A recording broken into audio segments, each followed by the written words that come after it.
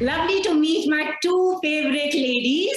And I take this opportunity to congratulate Dia. Many congratulations, Mama. How is Mamahood treating you? Oh, it's the best feeling in the world. I'm having a blast. Thank you, Pooja. I can see that.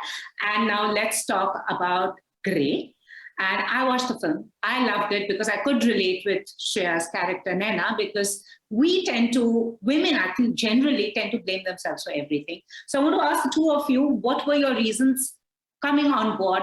How did the script appeal to you when it was on paper? And what was it like? Well, I loved it. When I read it, I just instantly connected with it. I realized and recognized the fact that this is a story that could be yours or mine or practically every woman interacted with in life. Because I think all of us at some point or the other have experienced something like this. And I liked how simply and how maturely it was written.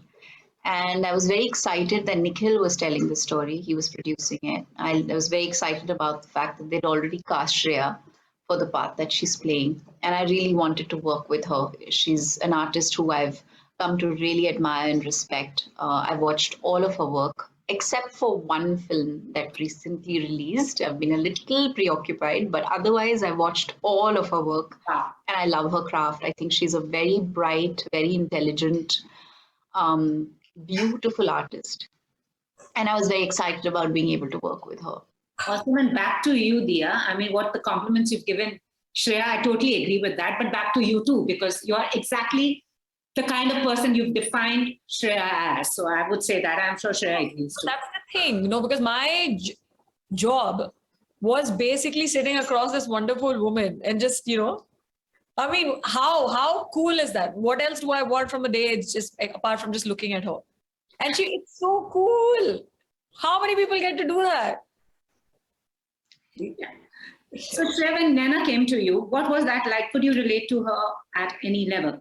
And because I'm sure, as Dia also said, we've all been through some situation where necessarily it's not about you, but you actually think it's about you. No, unfortunately, yeah. All of us have been in varying degrees of uncomfortable situations. So that is putting it mildly, that word particularly. But for me, the most attractive part about this story is the fact that we are trying to tackle so many things that aren't spoken about. These are things we don't talk about. Sex at all. We don't talk about anything relating to that. We don't talk about boundaries. We don't talk about how it feels to have your space violated, how it feels to have your body and your intent, all of that violated, where you don't feel safe anymore in your own self.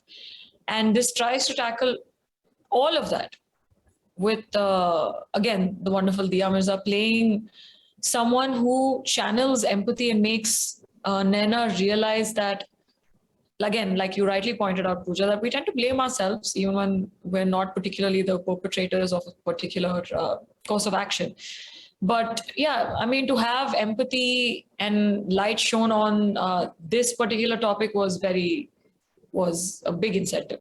And Dia, do you realize that the character you played in Thappar, I was reading about, is one of the most favorite characters being voted by women? Shivani has been voted as one of their most favorite characters because she stood for a whole lot of things. It was an interesting narrative. But we have seen even in our films that we have glorified certain things which now, the way you are looking at it, is not okay. It's not cool. Do you think the narratives are now changing? Somewhere artists are realizing, because people should be educated through this medium about what actually consent means and what boundaries are. Oh, absolutely. I think there's a desperate need for education and understanding. I think all of us need to have some level of exposure. And there is definitely a shift. I think, there are some films that have been made in the recent past that have pushed boundaries, that have made people question narratives and the way we shape them and the choices that we make within them. I know for a fact that there are so many people around me who definitely, kind of reflected upon some of the stories and songs or narratives that they themselves have been a part of and said, shit, I should have never done that. And I didn't even realize what was happening when I was doing it. So I think exposure and knowledge and understanding will definitely define the kind of choices we make as an industry on the whole. There's a lot to be done and a lot to be learned still, but there's definitely a shift that is emerging. But as a society, like Shreya pointed out early in our conversation, we are a society that does not discuss sex openly in our homes, in our households. It's a taboo subject. We don't really claim the space that we need to when it comes to how we treat our bodies, how we treat our minds, and which is why perhaps so many people are so hesitant even today to visit a therapist, to even engage in a conversation, because it's not something that is viewed as normal. And I think that stories like Grey will hopefully incentivize people and help them understand and recognize that seeking counsel is normal, it's good, it can help you, and the whole concept of consent is something that I hope women understand as much as men do, because I know for a fact that so many of us have been in situations with loved ones, with people we respect and care for, where certain boundaries may have been crossed, and we've really struggled with expressing that or even understanding what made us feel violated, and most often even feeling guilty because you usually or typically have a family member saying maybe it was your behavior, maybe you uh, misled the person, or maybe you misread the situation, and that is something that we all need to learn to respond to differently. True. But also the thing is, like, this is to the two of you and to Shreya. I mean, the thing is, women do blame themselves, but also the woman who calls out. Whistleblowers in any community, in any society are not respected. And they also, in cases of sexual harassment, the victims actually feel victimized. So maybe that's also another thing. And sometimes they get victimized by their own gender, more than the other. No, I don't think they get victimized by their own gender. The statistics are like... Sometimes, Shreya, you would be surprised. Women are... No. Most of the crimes that happen on the planet against men are done by men. Against women are also done by men. And against children are also done by men. So there is, unfortunately, even men are victims of this. I would say that gender suffers in terms of, again, it's the narrative that I think that, and the language and the conversation that surrounds it. But I have come to find there's a lot more empathy and there's a lot more love that goes around. It's just that in the tamjham, in the noise that you see when it comes to certain hot button news topics or what have you, it's just that the one or two voices that speak against are more amplified than the many voices of support and love that aren't heard. So I don't know. I don't necessarily agree that there is one like gender against gender sort of a thing. So both are to be blamed. It's the power play. For sure. That I completely agree. Yeah, because, as I was saying, that a lot of times women have called out. I'm not putting down my own gender because they're men.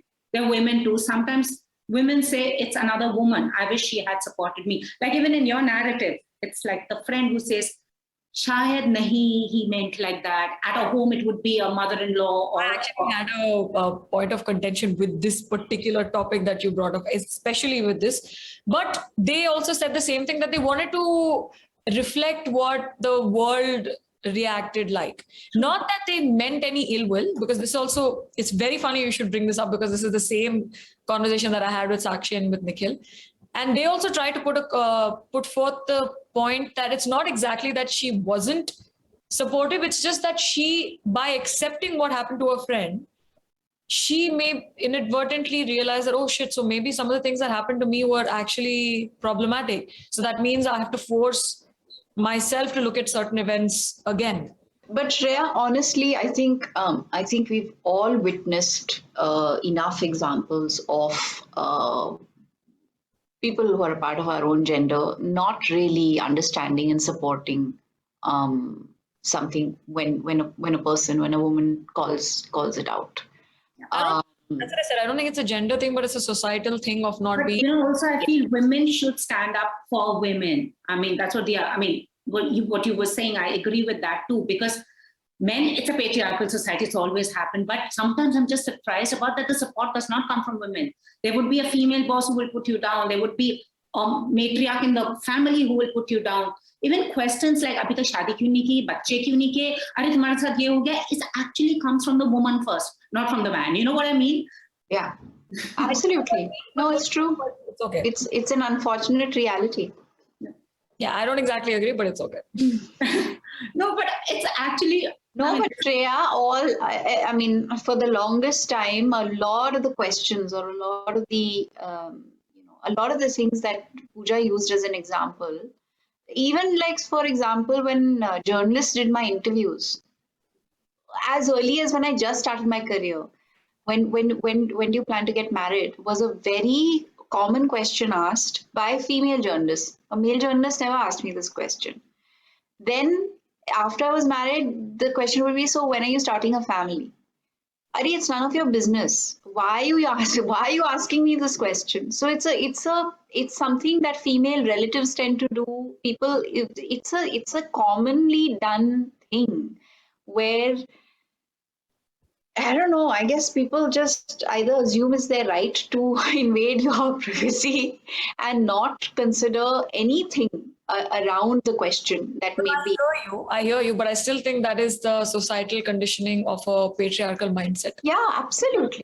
Absolutely. But again, in my experience, because that most often women tend to perpetuate more than men do. Yes. Again, in my experience, I don't know, the people that I've dealt with in my generation, it hasn't been like that. It sucks that you had to face that, especially if you felt that attacked by your own gender. I haven't faced it, so I don't want to. I get what you're saying. You're talking from your experience, and I come from, Chalo, she is reminded us that we are much older than her. I know. Accept it. Since you're speaking to good times, and good times also translates as having good skin, so we have a hashtag complete care for sensitive skin. So मैं आप दोनों से पूछना चाहती हूँ कि आपकी खूबसूरती का राज क्या है?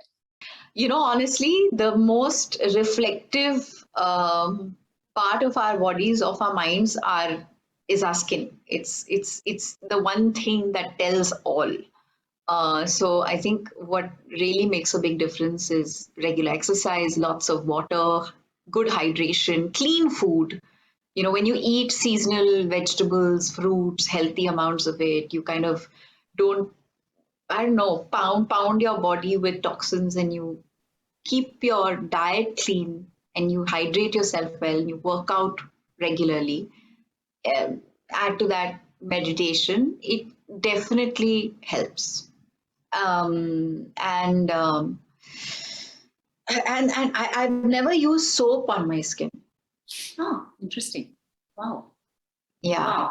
I keep it well hydrated, lots of sunblock and moisturizer and serums, and keep it natural as possible. You look lovely. And Shreya, batao chalo. She does all of this. I do all of those. I have used soap. I don't eat well. I eat a lot of crap. It's a lot of toxic stuff. I just discovered moisturizer. I just discovered sunscreen. So I am really not the right person to be talking about anything. She's currently just reaping the benefits of great genetics.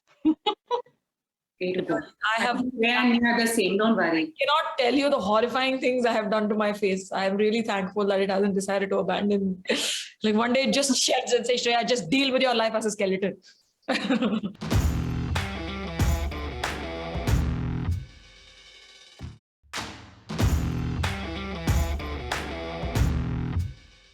As your own journey, while you were doing this, has there been a moment that shifted a perception with you that you would want to share, that made you realize to own your own power?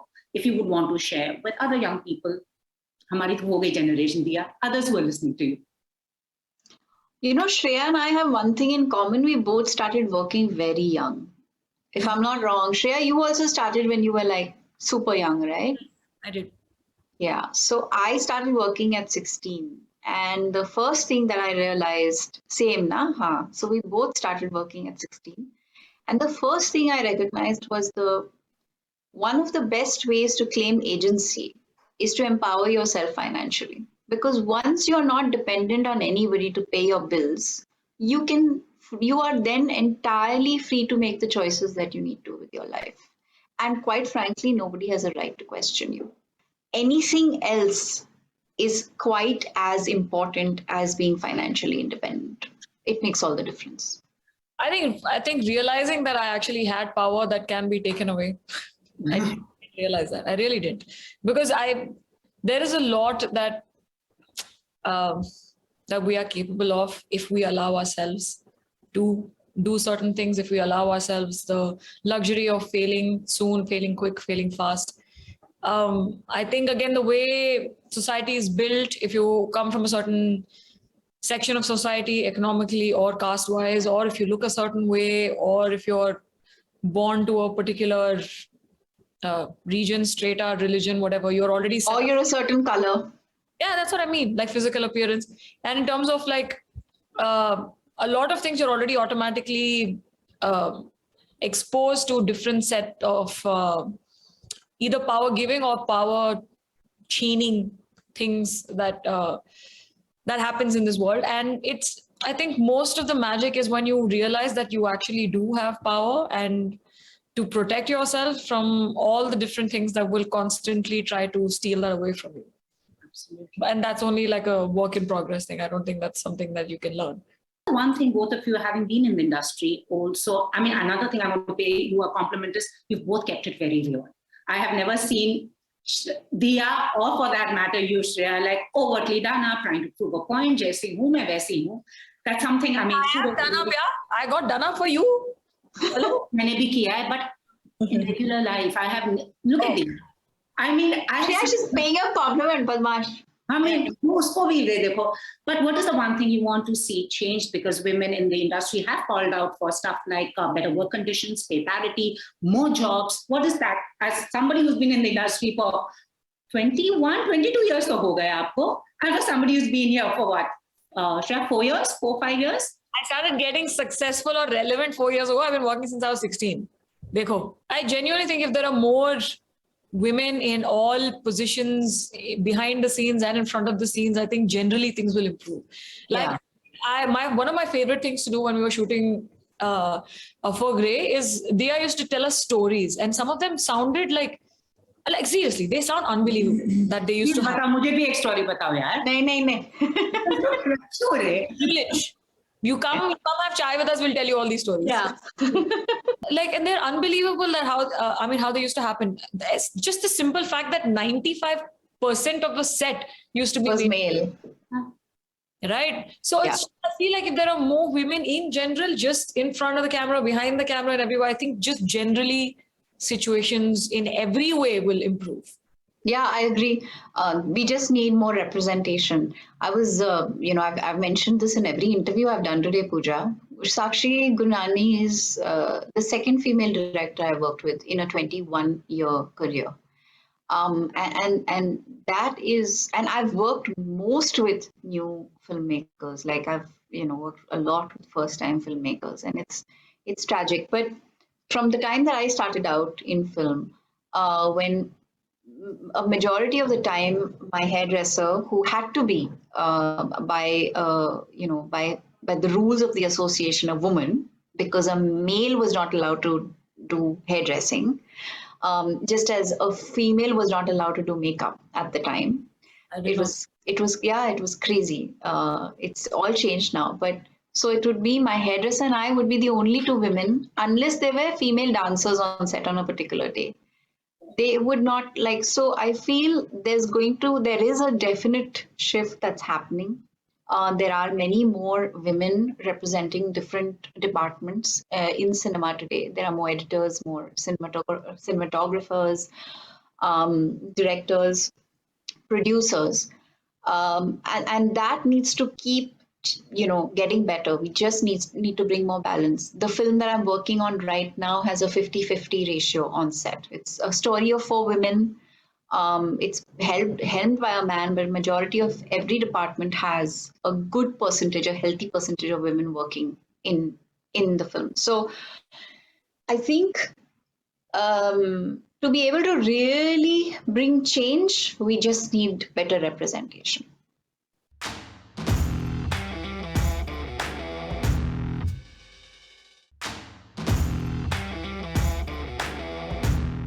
Dia, is it easy juggling home, baby, film, and the many other things to do beyond that?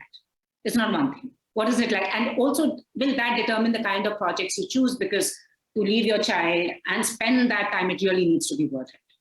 Well, my baby is an infant. He's at an age and stage of his life where he needs me a lot, and I would want to be with him as much as possible. So yes, he is my first priority at this stage, and I choose work that, to me, to my heart, is important. Is something that can make a difference, that can truly evoke something important in people's minds and hearts. And that's the kind of work that I allow myself to go away from him for. So yes, that definitely is a shift. Although I have to say that consciously, we've spoken about this even when I was promoting Kafir, that for the last 5-7 years, I have decided that I will only do what makes me truly happy. I'm not, I don't go to work because it's something that I have to do. I go to work because it's something I love and I value and I treasure. And I really believe it's a medium for change. And that's the only way I would like to see it going forward. And when it comes to finding a balance, the mom guilt is real, Pooja. I feel it very often. If I don't, then somebody around me will make damn sure I do. But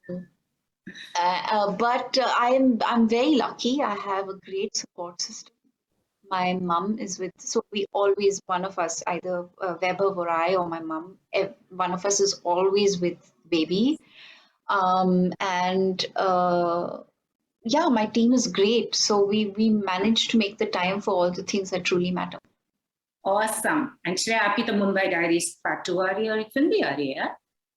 Yeah, I have 2 films coming up and Mumbai Diaries. Season 2 at some point, and hopefully there'll be something about Family Man. I'm not sure. Let's see. अरे वाह man. Yeah, एक सवाल मैं आपसे पूछना चाहती थी जो मैंने श्रेया से पूछा है. You had said, when you did play Shivani, there's some prep and there's also emotionally how I deal with that character. So when you were playing the psychiatrist here, was there any prep? Did you draw upon anything from inside, or did you have to observe someone? What was that like? Because I like her calm demeanor when she tells her, pani pilo. Just like one pani pilo, and you don't realize the importance of that one sip of water. Yeah. That though I had no reference for. You are an inborn shrink. You have that very... Yeah, maybe. I've been an agony aunt to all my friends and sometimes even strangers. I've had complete strangers pour their hearts out to me on flights. So... आपके पास ही आना पड़ेगा, because you were just so convincing. I actually thought it could be a shrink, much more calmer than the many counselors I may have met, because kabhi-kabhi बोलते खुद सोचो. So that's the thing, right? I've also been in counseling and I've also seen therapists, and I've, it's been great help at every juncture. But I think I've played the therapist the way I wish to see a therapist, to feel like I'm speaking with a friend, to feel like I'm speaking with somebody who truly empathizes with my experience. I think that's so important. Thank you so much, both of you, and thank you for bringing us Grey. It's an important film. It's an important conversation. And if anybody needs therapy, we have the best counselor with us, Dia Mirza. Oh, yes, for sure. Thank you, guys. Lovely talking to you, Pooja. Likewise. I want to see more of you, Dia. Because baby is going to grow up like this very soon. Pata bhi nahi chalega. You will. Thank you so much. Thank you.